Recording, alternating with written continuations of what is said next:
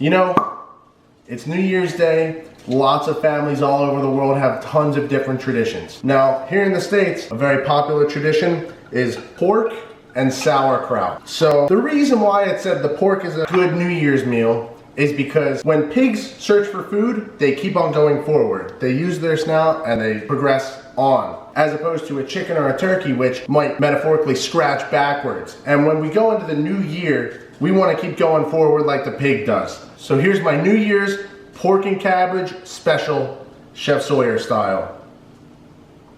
The first thing we need to start is going to be a delicious red wine caramel sauce. For that, take any red wine you have lying around, add that to a pan or a pot. You got to save a little for yourselves. Have your red wine on a low heat, and to that, add a little bit of water. I have a cup here, a splash of red wine vinegar. This is half a cup of sugar, a good little bit of salt to help that sweetness. Give it a stir and just make sure the sugar's nice and melted and get it all incorporated, and leave that on a low heat to reduce until it's thick and syrupy. What's going to be served with our red wine caramel sauce? I'm going to sear a real nice pork tenderloin for us, and I have a head of cabbage here. Break down this head of cabbage. V out the core, and we call it a V because you stick your knife in here, you stick your knife in there, and you pull out a wedge like a V shape. Now if you didn't get it all, it's no problem to just come back, carve out a little bit more. Watch that one more time. A V here, a V there, and boom. You got that tough core out of there. Now, cut that into large squares. Treat it like a grid. This is about the width of the square I would like. And then I just come back and cut the cross section of it.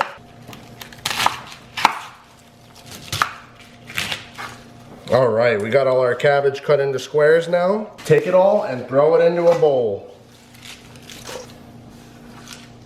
So sauerkraut is fermented. That means you put it in a jar with a lot of salt for a long time and you let it age. And that's gonna give it a sour taste because it is kind of sour. It's gone bad to a certain extent. And the way I'm gonna mimic a sauerkraut is I'm gonna do a quick pickle. Here I have some boiling water. To that, you wanna add 1 cup of white vinegar. This is a 1/4 cup of sugar, and you're gonna do a 1/4 cup of salt. Equal parts sugar and salt.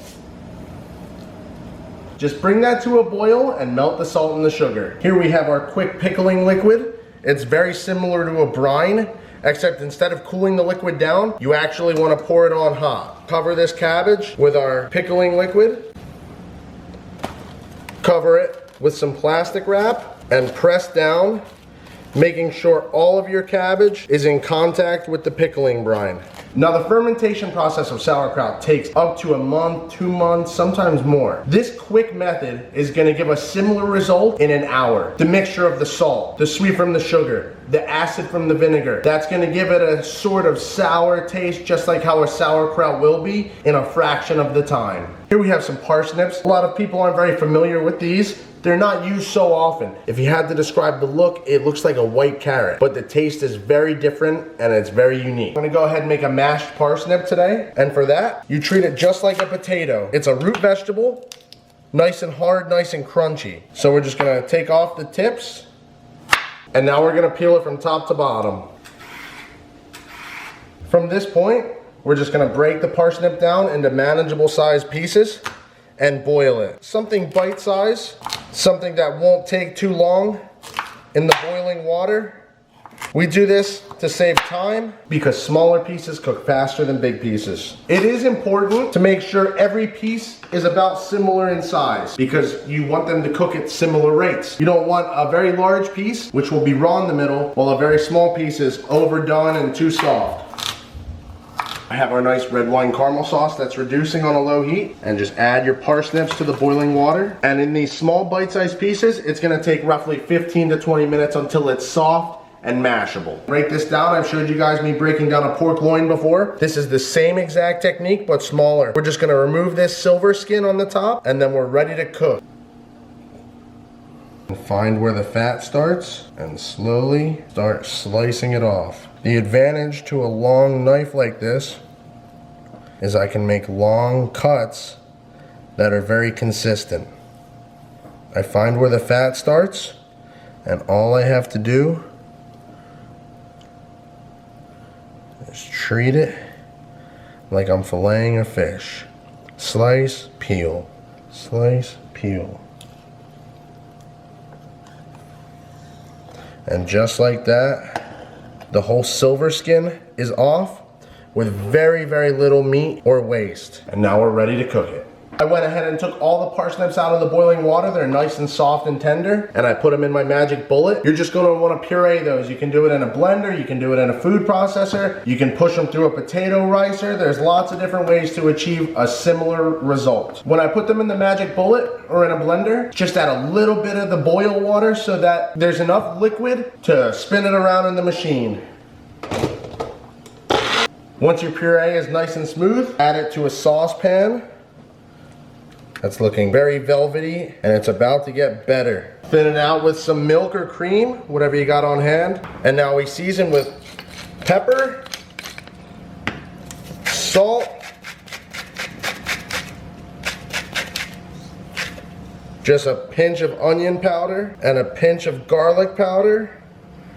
Those can never hurt in any dish you make. Onion powder and garlic powder, people. And here's the secret ingredient. Just a drop or two of vanilla extract. Really helps those parsnips. And now we're going to Flavor Town, baby. That one was for Grandma.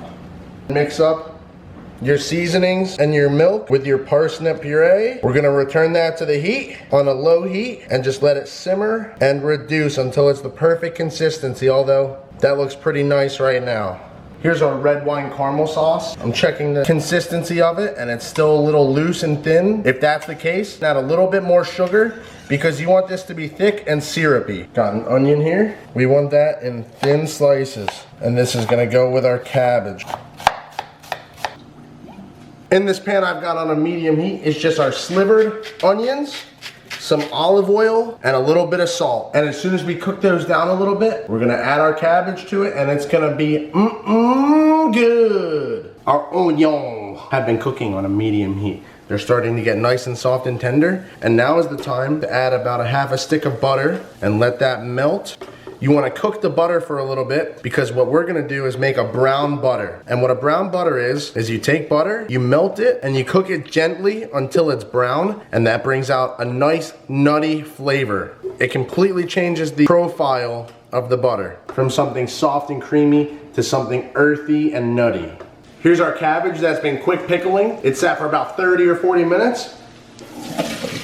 And you want to pour it in a colander and drain it of all the water.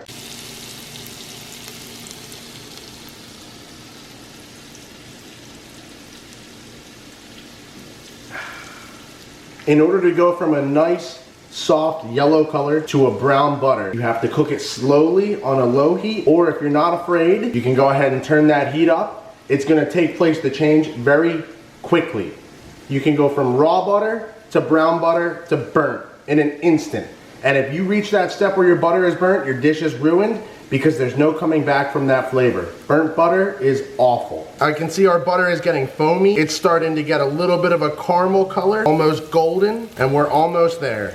I'm turning the heat on high because as soon as our butter reaches that brown point, we're gonna throw in our cabbage, saute it all together, add some salt, and it's done. And you can save the butter from burning by adding the cabbage, because once you add that, the pan is gonna cool down and the butter will not be cooking as fast as it is. So I can see it.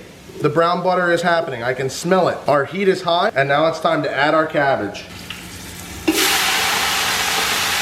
Toss that cabbage around in the brown butter. Let the onion coat everything, and just saute on high until the cabbage is your desired consistency. This cabbage already has so much flavor in it, from the onion, from the brown butter, from the vinegar of the pickle. It doesn't need a whole lot to finish it off. Some salt and some pepper will be it. Stir that up and let that brown butter coat everything. Once you've got that nicely incorporated and all tossed together, taste for seasoning, and this is done.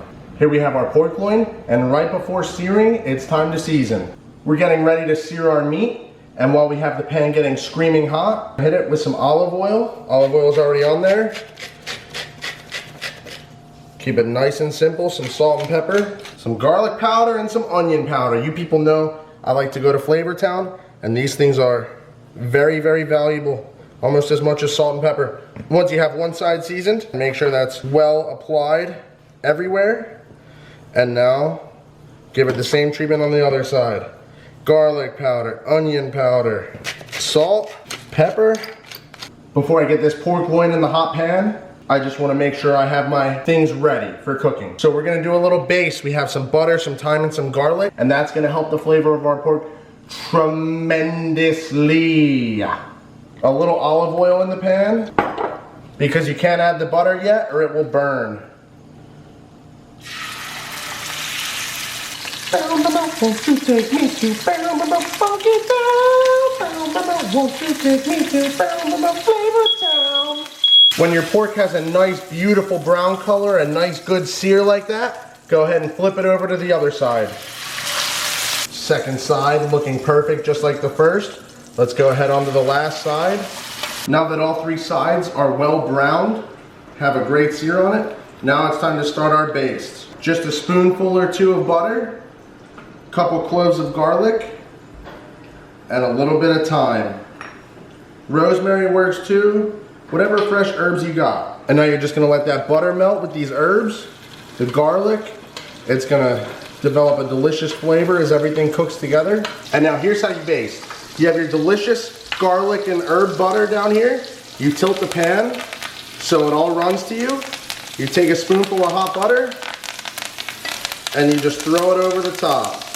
You keep the pan tilted so it keeps coming back. And you continue to ladle the hot garlic herb butter all over the top. And that's gonna fortify your flavor. That's gonna make it taste excelente. You continue to baste your delicious, flavorful butter over the top. Do that, repeat for a couple minutes or two. Turn the heat off, and you just wanna let your piece of pork sit here and rest for about 10 minutes. It'll continue to cook, and it's gonna bring the internal temperature from rare to medium, right where you want it. Now that our pork is done, it's time to plate up. We have here our beautiful puree. You can see nice and soft, velvety, smooth. A couple nice spoonfuls of that on the plate. And then we're gonna hit it with one of those culinary swooshes that's been big lately. Here's our brown butter cabbage that we give a quick pickle to just resemble sauerkraut to celebrate this very traditional meal on this holiday that's as old as time. Boom, a good amount of cabbage on the plate. It's delicious. It's delicious, you want a lot of it. Here's our pork loin. Gonna have a nice thick slice, about an inch. And if we look in the middle, perfectly cooked. Some people like their pork well done, that's absolutely fine. Medium is best case scenario in my book. And it is safe to eat pork medium. Take a nice centerpiece cut right against the cabbage in the swoosh. Now here's our red wine caramel sauce. You can see, nice and thick, syrupy and viscous. This is exactly what you want to coat the back of a spoon.